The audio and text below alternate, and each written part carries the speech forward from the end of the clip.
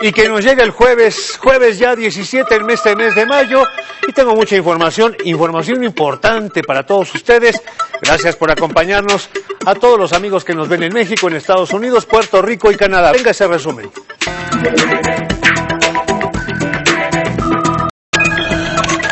Fin a 20 años de embargo. El gobierno mexicano celebró el fallo de la Organización Mundial de Comercio contra Estados Unidos por las inconsistencias en el etiquetado del atún. Con este fallo se concluye de manera definitiva y exitosa para México al confirmarse que el etiquetado Dolphin Safe es contrario a las reglas de la Organización Mundial de Comercio al imponer un trato menos favorable al atún mexicano del que se otorga al atún proveniente de otros países. Último adiós. El Palacio de Bellas Artes es testigo del gran homenaje que familiares y amigos le brindaron a Carlos Fuentes. Sus restos serán cremados y enviados a París. La generosidad permanente y siempre renovada de Carlos Fuentes abrió sus puertas a los escritores y artistas jóvenes. Cae helicóptero. El secretario de Seguridad Pública de Zacatecas y el director de la Policía Estatal resultaron severamente lesionados luego de que la aeronave se viniera abajo. El reporte preliminar que tengo es que hubo una falla mecánica. Iba el general Bosque, el general Pinto y el piloto. Recorrido internacional. Al menos 33 personas resultaron heridas luego de que dos trenes del metro de Sao Paulo se impactaran al este de la ciudad. El tren se golpeó de frente y oímos un ruido. Rompimos las puertas y comenzamos a caminar sobre las vías. Muchas personas entraron en pánico.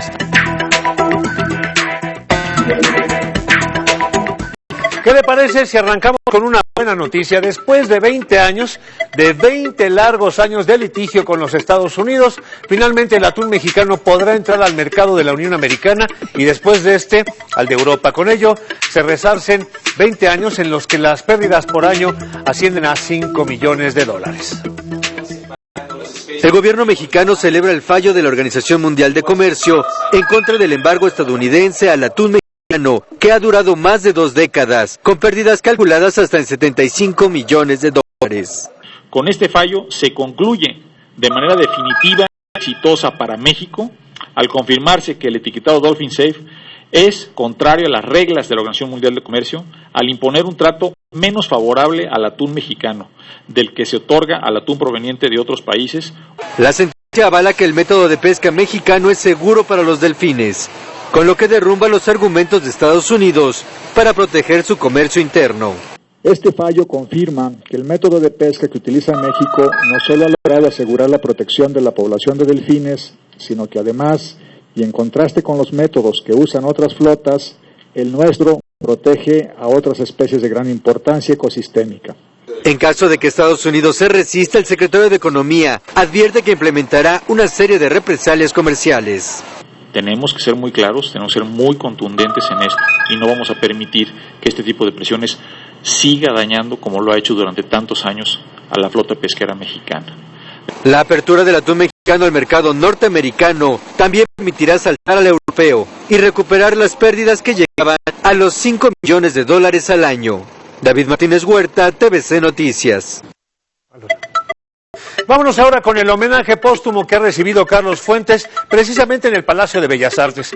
Allí estuvieron el secretario de Educación Pública, el presidente también, quien leyó un mensaje, y varios personajes más, incluido Juan Pueblo. Después de que los personajes en turno hicieran los discursos correspondientes, ya se permitió la entrada a todo el pueblo. Mucha gente que quería estar cerca del gran Carlos Fuentes, que por cierto quiero decirle, tenía reservado una lápida allá en Montparnasse, en este cementerio parisino, en donde está escrito su nombre, está escrita la fecha de su nacimiento y falta el año de su defunción.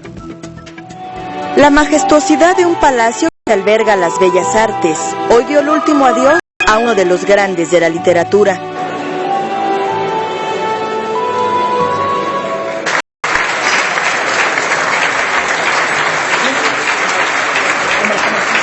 Sobre una alfombra roja, tapiz que solo pisan los grandes, fue colocado el ataúd y sobre él la bandera de México, país que Carlos Fuentes tanto amó. Carlos encarnó la idea de llevar México al mundo y traer mundo a México.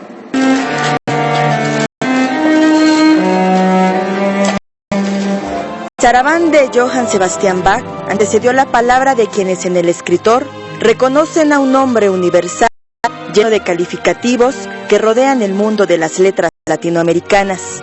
La generosidad permanente y siempre renovada de Carlos Fuentes abrió sus puertas a los escritores y artistas jóvenes, muchos aquí presentes. Entendió que una manera central de minar el porvenir es a través de los ojos de quienes habitarán el futuro después de nosotros. El comentarista político Fuentes es la pluma de tenerle miedo. Mi querido don Carlos, ni su pensamiento, ni sus libros, ni su crítica morirán jamás. Carlos Fuentes vivirá en sus obras, en su palabra, en varias generaciones de mexicanos. Carlos Fuentes ha muerto para ser amado más. Descanse en paz. Mientras tanto, afuera del Palacio de Bellas Artes, el público esperaba ansioso para que de lector a escritor sucediera el último adiós. Luego de 2 horas de espera, se abrieron las puertas para que ellos, los amigos anónimos del escritor, hicieran su propio homenaje. Flores, plumas, libros y porras fue lo que ofrendaron a Carlos Fuentes.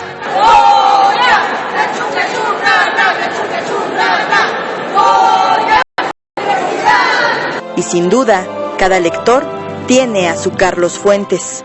Y la silla del águila retrata crudamente la lucha por el poder y las ambiciones personales tan presentes en nuestro México. La muerte de Artemio Cruz me marcó para siempre. La región más transparente. Lo admiraba en su actividad política. Siento que una época se acaba, un vacío literario grande. Fue el último adiós a Carlos Fuentes. TVCN, Jessica Murillo Barragán. Usted sabe que en estos momentos ya es jueves allá en el sureste asiático. Bueno, pues me está llegando información de último momento que tiene que ver con estos 3 hermanos sinaloenses que fueron encontrados en Malasia en una bodega donde había drogas. Fueron detenidos, usted sabe que se les empezó un juicio que hasta este momento llevaba 1 año con 2 meses. Bueno, pues desafortunadamente para José Regino, para Simón y para Luis González, el juez de la causa ha determinado que tienen que morir en la horca. Usted sabe que en aquellos países no se andan por las ramas, sabíamos los mexicanos y eso se seguía con interés su caso, porque existía el riesgo de que fueran condenados a la pena de muerte y así ha sido. Los 3 mexicanos de origen sinaloense que fueron detenidos hace 1 año, más de 1 año o 2 meses allá en Malasia, fueron condenados a muerte. Ahora se les ha conducido a una habitación que se llama la última habitación y vamos a ver si las autoridades mexicanas a través de la Cancillería logran hacer algo, logran revertir esta decisión que parece casi imposible. Ya que hablamos de estos temas y dejando esta información que es de último momento procedente de allá de Asia, quiero invitarlo a conocer este reportaje que tiene que ver con los feminicidios en nuestro país. Desafortunadamente sigue siendo un problema grave de las agresiones y los homicidios, los asesinatos en contra de las mujeres, y de esto nos hablan nuestros compañeros. Dado que los feminicidios no paran en nuestro país, expertos de Portugal van a capacitar a los policías estatales y municipales de Chihuahua y Nuevo León, entidades donde las muertes violentas de mujeres se han incrementado en un 400%. Para poder tener en este país un cuerpo élite de policía especializada en encontrar personas desaparecidas. La idea es que de una blusa que se encuentre en el desierto se pueda generar una línea de investigación que lleve a encontrar a la mujer desaparecida.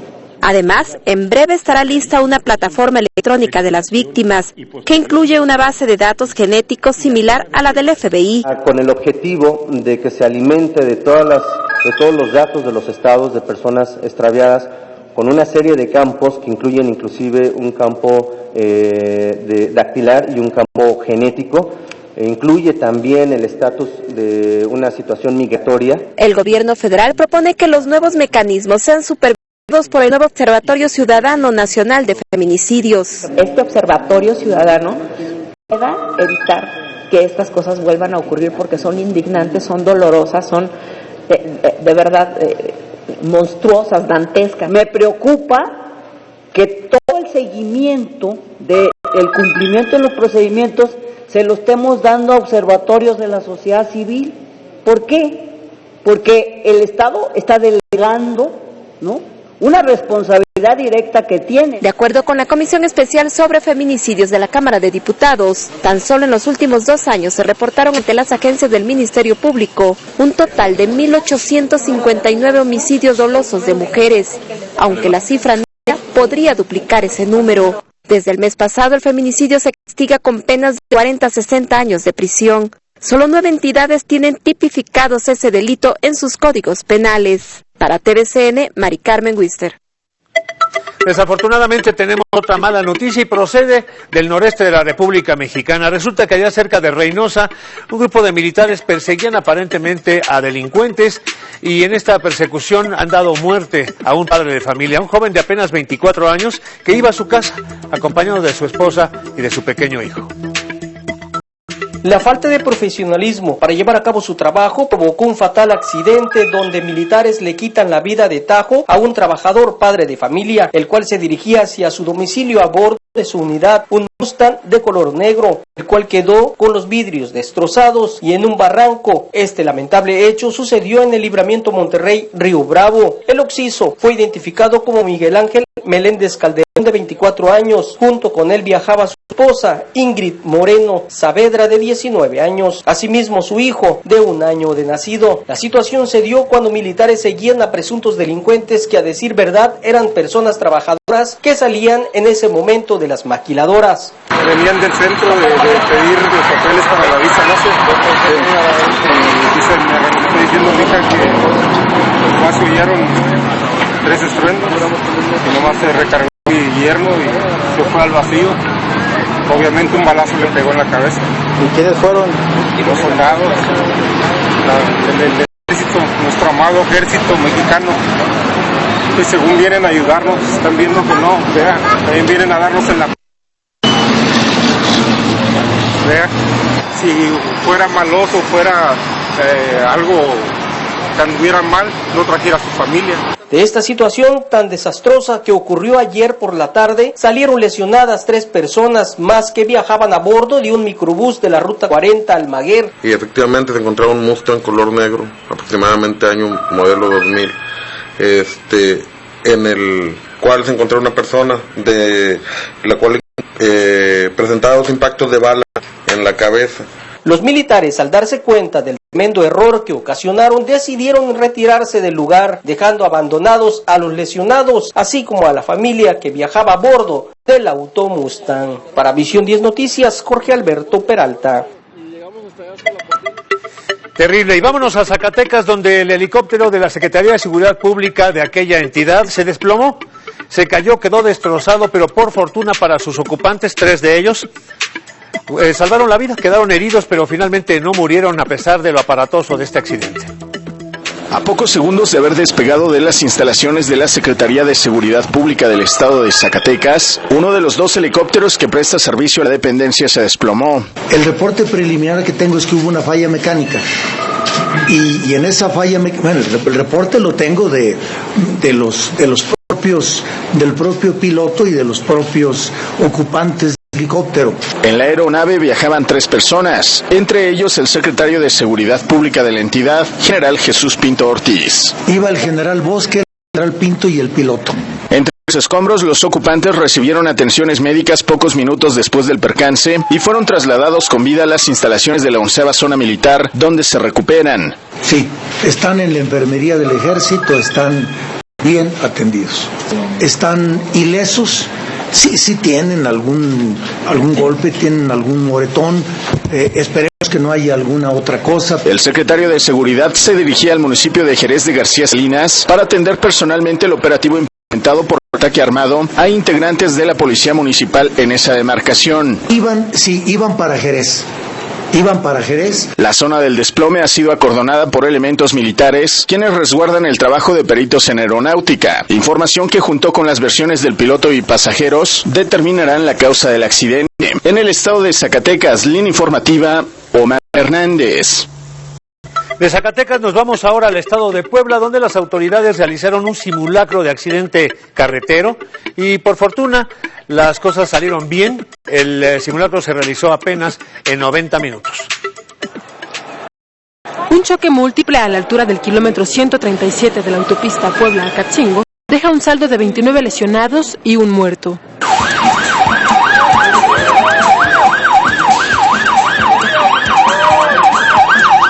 Se trata del cuarto simulacro que Caminos y Puentes Federales realiza como parte de su programa integral de seguridad carretera que busca reducir los accidentes viales.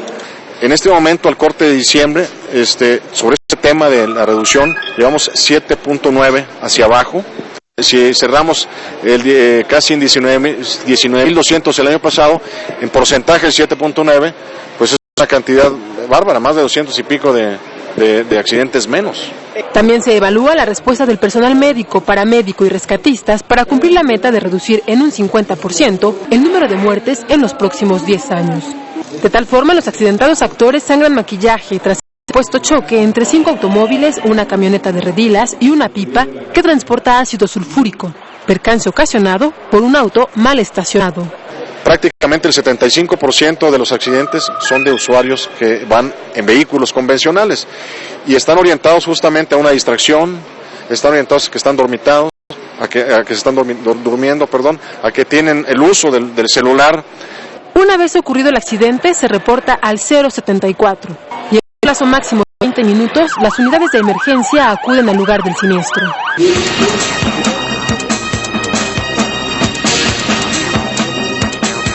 Evalúan la escena y tienen a las víctimas.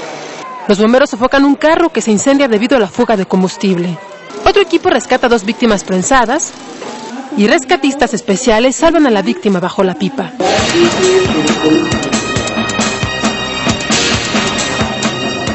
Para evitar que estos simulacros se hagan realidad, revise siempre su automóvil antes de salir de viaje. Use el cinturón de seguridad y evite manejar cansado. Con imágenes de Juan Jaime de la Torre y Elías Mateos, Fanny Miranda, TVCN.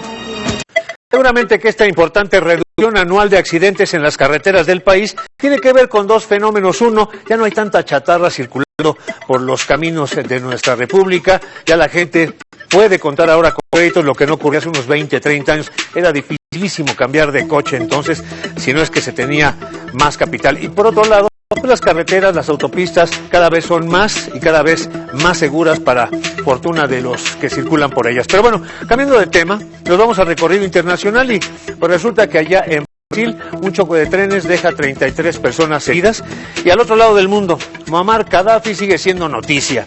Resulta que sacó cuanto quiso de dinero, de capital de su país, lo llevó a Italia, ya lo colocó, tenía acciones, imagínense nada más, tenía acciones en la Fiat, tenía acciones con el equipo de primera división de la Juventus y ahora le han decomisado un hotelazo de lujo y varios terrenos en una isla italiana.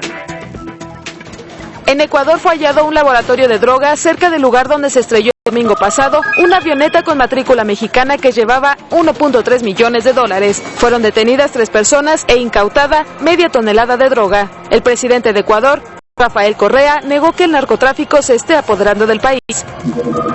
En la ciudad de Sao Paulo, un choque de 2 trenes de una línea del metro dejó al menos 33 heridos leves. El accidente ocurrió en una línea que transporta diariamente a 1 millón de pasajeros. El tren se golpeó de frente y oímos un ruido. Rompimos las puertas y comenzamos a caminar sobre las vías. Muchas personas entraron en pánico. El presidente del Sindicato de Trabajadores del Metro, Paulo Pazin, descartó una falla humana, pues el sistema es automático. La Embajada de México en Venezuela fue asaltada por 3 sujetos. Policías del municipio de Baruta, del estado Miranda, detuvieron a 2 de los presuntos ladrones. El otro logró huir. Una nueva jornada de violencia sacudió a Siria. Fueron hallados los cadáveres mutilados de 21 personas en el barrio Shamas de la ciudad de Homs. Los opositores al gobierno de Bashar al-Assad difundieron un video con imágenes de los cuerpos y advirtieron que las tropas de Assad también arrestaron a 200 personas en la misma zona. Grecia realizará nuevas elecciones legislativas el 17 de junio tras el fracaso de las negociaciones entre los principales partidos políticos para formar un gobierno de coalición. El juez y el presidente del Consejo de Estado, Panayotis Pikramenos, fue designado para encabezar el gobierno interino hasta los comicios. En tanto, el Banco Central de Grecia lanzó un mensaje al presidente Carlos Papouilas ante la masiva salida de dinero que está registrando en las entidades bancarias del país en los últimos días. Fueron decomisados un hotel de lujo y varios terrenos de la familia del fallecido exdictador libio Muammar Gaddafi en la isla italiana de Pantelleria. Apenas en marzo pasado, al ex líder libio le fueron embargados más de 1.300 millones de euros, incluidas acciones de importantes empresas italianas como Fiat y del equipo de fútbol Juventus. El Vaticano informó que el 11 de mayo la firma Benetton reconoció su pesar por haber herido la sensibilidad de su santidad Benedicto XVI y los creyentes. Esto tras utilizar la imagen del Papa en polémicos anuncios que lo muestran besándose con el imán de la mezquita Al-Azhar del Cairo. Benetton prometió no usar en el futuro la imagen del Papa sin autorización de la Santa Sede. 55 retratos de la reina Isabel II se exhiben en la National Portrait Gallery de Londres. La exposición es parte de los festejos por los 60 años en el trono de la monarca. El Museo Madame Tussauds en el Reino Unido también se une a la celebración, exhibiendo una figura de cera de Isabel II. TVCN, Ana Luisa Ruiz. Vámonos ahora con este reportaje especial que tiene que ver con la religión en México. Sí, en México somos mayoritariamente cerca del 94% de católicos y sigue la religión protestante, pero eso sí, ganando terreno cada vez más. Veamos esto.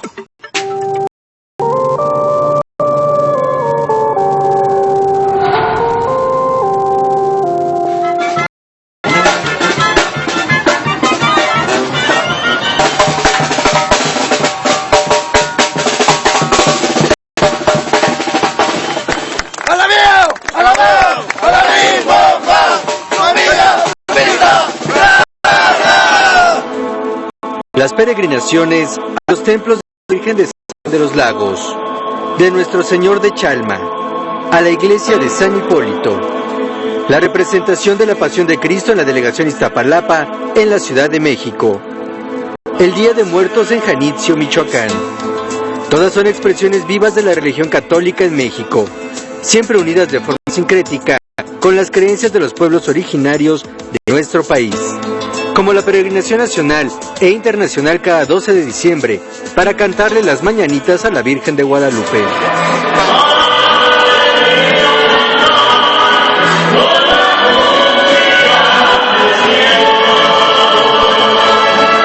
Guadalupe, pues finalmente representada como la madre de todos los mexicanos, ¿no? Como esta virgen mestiza que se le aparece al indio Juan Diego, según la tradición del catolicismo en México. Actualmente nuestro país continúa siendo mayoritariamente católico, pero es una realidad que lo es cada vez en menor número. El Censo de Población y Vivienda 2010 reveló que en el país 92.942.489 mexicanos profesan la religión católica, es decir, 83.9% de la población, lo cual contrasta con el 88% del censo del año 2000. La Iglesia es en México el grupo mayoritario en cuanto a fe, sin embargo no significa que sea el grupo más comprometido. Tenemos que hablar que dentro de los bautizados hay gente que lo hace únicamente por tradición y son pocos los que lo hacen por un verdadero compromiso. Ahora el gran reto es que quienes somos católicos vivamos profundamente nuestra fe. Por el contrario, el INEGI reveló que la cantidad de evangélicos o protestantes pasó del 4.9% en 1990 a 7.6% en el 2010. Estamos en diálogo con los no cristianos, en diálogo con los creyentes de otras denominaciones, en diálogo sobre todo con estos nuevos movimientos religiosos, que debemos aprender también a no utilizar la palabra secta, porque la secta es despreciativo. Todos somos hermanos, creemos en el mismo Dios, tratamos de acercarnos por diferentes caminos. La religión católica no debe entenderse como una institución homogénea. Por el contrario, se trata de una creencia dinámica que integra muchos pensamientos diversos que requieren ser atendidos. Ya es tiempo de que la Iglesia se abra, que la Iglesia esté en disposición de escuchar a la feligresía, sobre todo a quienes estamos demandando cambios. Católicas por el Derecho a Decidir es una organización integrada, en su mayoría, por mujeres que buscan que la jerarquía de la Iglesia reconozca el derecho personal de disfrutar de la sexualidad y de decidir sobre sus propios cuerpos, en caso de requerir un aborto. El papel que ha jugado ahora la Iglesia, la jerarquía, es de criminalizar a las mujeres, ¿no? De estar en contra del reconocimiento de los derechos que se han ganado a partir de leyes y políticas públicas. Desde el interior también se comparte esta necesidad de que la Iglesia Católica escuche a los sectores vulnerables que históricamente han sido ignorados. La Iglesia también tiene que hacerse sentir cercana a los grupos que se consideran rechazados, como divorciados vueltos a casar, madres solteras, homosexuales, etcétera, que también tienen un lugar en la Iglesia porque Dios ama a todos, independientemente de su problemática. Un pendiente más que la Iglesia Católica Mexicana tiene con sus feligreses es atender la demanda de justicia de las víctimas de pederastia por parte de algunos de sus sacerdotes. David Martínez Huerta, TVCN.